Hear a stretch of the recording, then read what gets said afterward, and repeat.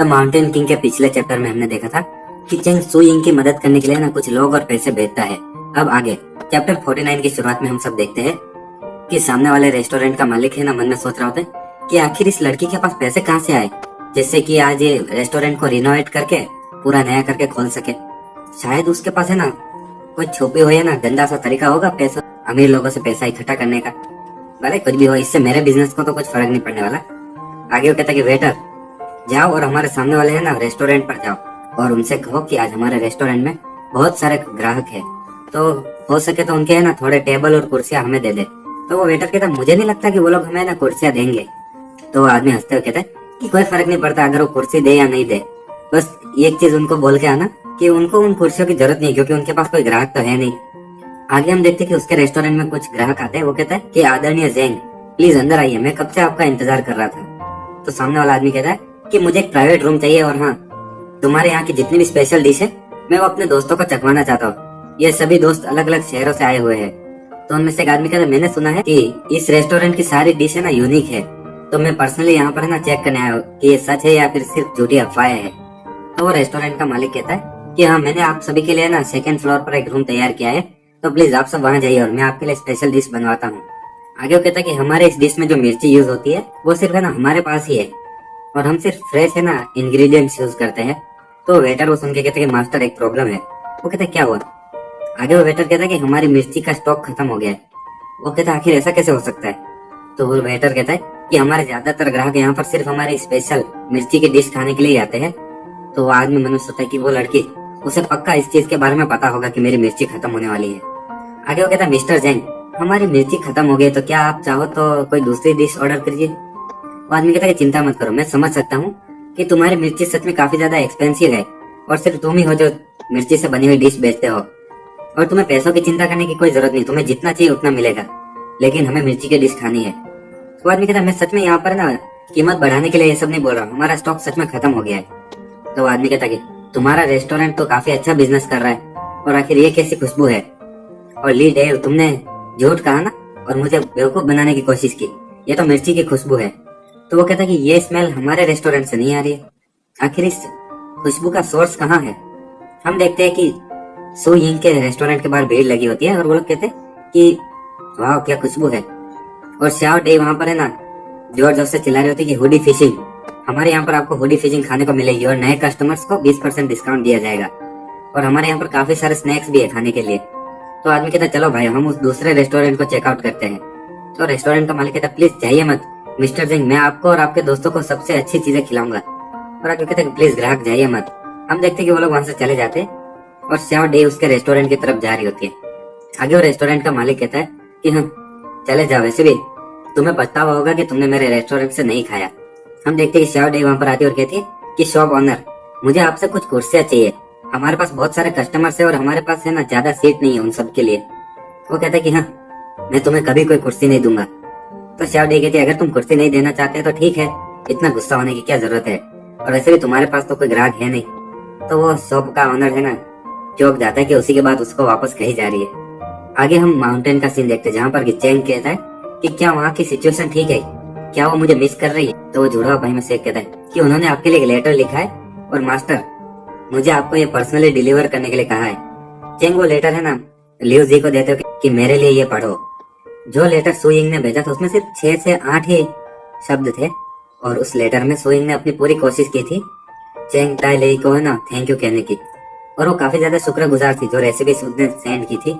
और आगे ये भी लिखा था कि मुझे जानकर खुशी हुई कि तुम्हारे पास वहाँ पर एक सुंदर लड़की है और मुझे उम्मीद है कि तुम्हारी रिलेशनशिप 100 सालों तक बनी रहे, और एक दिन अगर मैं जब सिस्टर लिव से वापस मिलूंगी तो मैं पर्सनली उन्हें ना कॉन्ग्रेचुलेशन कहूंगी। चेंग कहता कि अरे इसमें जो भी शब्द लिखे गए वो काफी ज्यादा गुस्से में लिखे गए क्लियरली। चेंग कहता कि जाओ मेरे लिए एक पेन और इंक लेकर आओ, मैं एक लेटर खुद लिखूंगा। लिव कहती कि मास्टर क्या आप नहीं चाहते कि मैं इस बार आपके लिए एक लेटर लिखूं। चेंग कहता है अभी नहीं अगली बार, और वो लेटर को कबूतर से बांधकर उड़ा देता है। चेंग कहता है कि थैंक यू तुम्हारे हार्ड वर्क के लिए और अब वापस जाओ, और है ना उसका रिप्लाई मेरे तक वापस लेके आना, और अगर कोई भी प्रॉब्लम हो ना तो मुझे बता देना। तो जुड़वा भाई में से एक कहता है कि मास्टर आप जैसा कहोगे मैं ऐसा करूंगा, लेकिन आपने वो कबूतर के साथ वो खत क्यों भेजा, आप मुझे भी तो दे सकते थे। चेंग कहता है कि वो तुम्हारा सवाल तो काफी अच्छा है लेकिन इसका मैं फिर कभी जवाब दूंगा क्योंकि उसे भी कुछ पता नहीं है। हम देखते हैं कि वो कबूतर उड़ता हुआ सु यिंग की सिटी में जाता है और उसके पास में पहुंच जाता है।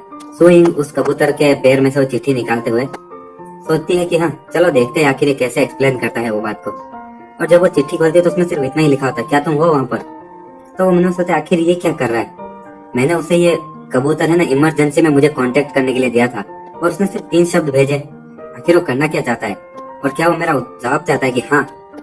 शावडे आते कि मिस उसने एक और लेटर भेजा है और कहती है कि आखिर उस इविल मैन ने आखिर क्या लिखा है इस लेटर में। तो सु यिंग कहती है कि पता नहीं मुझे पढ़ने दो और उसमें लिखा होता है कि सो रही हो। और शावडे कहती है यहाँ पर एक और लेटर आ गया और उसमें लिखा होता है क्या तुम नहा रही हो। तो सु यिंग कहती है अब तो लगता है ना कि तुम्हें पर्सनली जाकर बहुत सारे कबूतरों को वहाँ पर पालना होगा, क्योंकि जिस हिसाब से ये लेटर भेज रहा है ना मुझे लगता है कि रोज के मुझे 10-15 कबूतर तो ऐसे ही आने होंगे। आगे हम अगले दिन का सीन देखते हैं जहाँ पर कि बाहर लोग कहते हैं आखिर यहाँ पर इतनी भीड़ क्यों है, क्या यहाँ पर फ्री में पैसे बांटे जा रहे। तो दूसरा आदमी कहता है क्या तुम्हें पता नहीं है कि कल जब ये रेस्टोरेंट खुला था तो इसमें इतनी भीड़ थी ना कि लोगों को सीट भी नहीं मिल रही थी और इसलिए सब लोग आज जल्दी आ रहे। हम देख रहे कि वो सभी लोग एंजॉय कर रहे हैं रेस्टोरेंट में और संजू बता रहा होता है उन औरतों को कि है ना कस्टमर से अच्छे से बात करना और ज्यादा जल्दबाजी में मत काम करना। और हाँ ये हॉटपॉट काफी ज्यादा गर्म है तो तुम्हें आराम से जाना होगा। हम देखते हैं कि तभी शावडे वहां से ना तेजी से भागते हुए आती है और नीचे गिर जाती है। तो वो आदमी कहता है कि मैंने अभी अभी कहा था कि ध्यान से जाना। आगे हम देखते हैं कि सामने वाले रेस्टोरेंट का मालिक किसी औरत के पास जाता है और कहता है कि बहना अभी चीजें बहुत ज्यादा बुरी चल रही है, हमारे सामने वाले रेस्टोरेंट का बिजनेस बहुत अच्छा चल रहा है। तो औरत कहती है कि वो फालतू सी बिल्डिंग जो इतने टाइम तक छोड़ दी गई थी, अचानक से जब वो लड़की उसमें आई तो उसका बिजनेस चलने लगा। क्या वो टाओ जो गोंग है, लगभग वो कोई अच्छा बिजनेसमैन होगा चाइना में पुराने जमाने में। तो वो आदमी कहता है कि अगर तुम्हें वहाँ पर खाना हो ना तो तुम्हें बहुत जल्द एडवांस में ना वहाँ पर लाइन लगानी पड़ती है और वहाँ पर इतनी लंबी लाइन होती है ना कि वो लाइन है ना हमारे रेस्टोरेंट तक पहुंच जाती है। तो वो औरत मन में सोचती है कि इस बंदे को ठीक से है ना बिजनेस करना नहीं आता है, ये फालतू का है। आगे वो आदमी कहता है कि बहना तुम्हें जल्दी से कोई सॉल्यूशन निकालना होगा, अगर ऐसे चलता रहा तो हमारा रेस्टोरेंट सबसे पहले बंद होगा।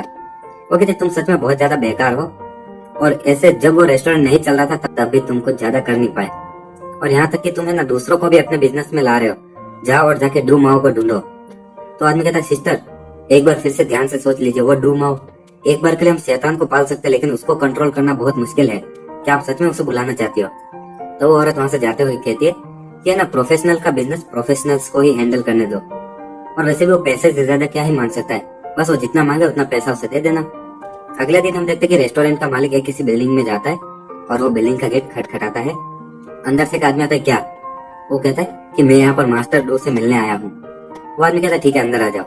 और वो दोनों अंदर जा रहे होते हैं तो वहाँ पर बहुत सारे लोग कसरत कर रहे होते हैं। उनमें से वो लोग बात कर रहे होते हैं कि है ना 2 दिन बाद हमारा जाओ से एक है ना दोस्त आने वाला है तो उसका ध्यान रखना। तो दूसरा आदमी कहता है कि आखिर वो क्या काम करता है। तो पहला आदमी कहता है कि उसने ना समंदर में बहुत सारा सामान लूट लिया था तो इसलिए ना अभी वो गवर्नमेंट से बचने के लिए यहाँ पर आया है। और वो सभी लोग है ना उस रेस्टोरेंट के मालिक को वहां से जाते हुए देखते हैं। हम देखते हैं कि सामने एक आदमी होता है, उसका नाम डू माओ होता है। सिस्टम उसकी इन्फॉर्मेशन दिखाती है कि बहुत ज्यादा टैलेंटेड है और उसका निक नेम लेजी बग है, मतलब आलसी कीड़ा। और ऐसा कहा जाता है कि उसके हाथों की है ना ताकत 1000 पाउंड से भी ज्यादा। उसने एक बार सिर्फ अपने हाथों से एक टाइगर को मार दिया था। तो वो रेस्टोरेंट का मालिक कहता है मास्टर डू मैं आपके लिए एक रिवॉर्ड लाया हूँ ताकि आप हमारी मदद करें। और उसके अंदर से बहुत सारी सोने की टेल्स निकलती है। तो रेस्टोरेंट का मालिक कुछ नहीं कहता। आगे डू माओ कहता है कि बा जाओ और इसका काम पूरा कर दो। तो बैठा हुआ आदमी कहता है ठीक है मास्टर, अब आप बस देखिए मैं किस तरह से ये काम पूरा करता हूँ। और इसी के साथ हमारा चैप्टर 50 भी यहीं खत्म होता है। अगर आपको वीडियो पसंद आए तो लाइक शेयर एंड सब्सक्राइब कर दीजिएगा। मैं डेली इसी वीडियोस लाता रहूंगा।